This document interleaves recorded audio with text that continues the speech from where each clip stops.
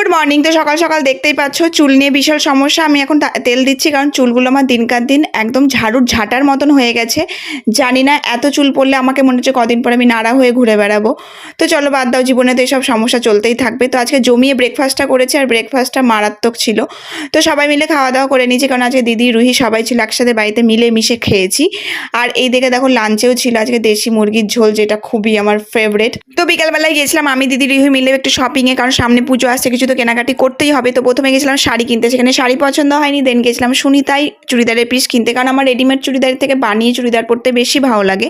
তো ওখানে পিস কেনার পর পাশে হচ্ছিল গণেশ পুজো, সেখানে খিচুড়ি প্রসাদ খাওয়াচ্ছিল। তো আমি আর দিদির খিচুড়ি প্রসাদ খেয়েছিলাম আর রুহি খেয়েছিল মোমো।